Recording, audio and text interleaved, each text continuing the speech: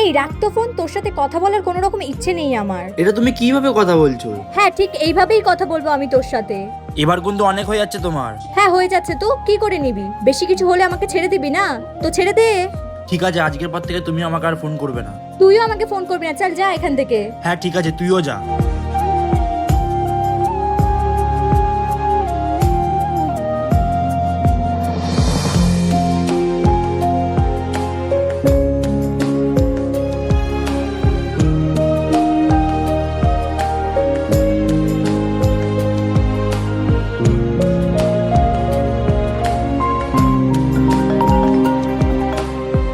Hello. Sorry.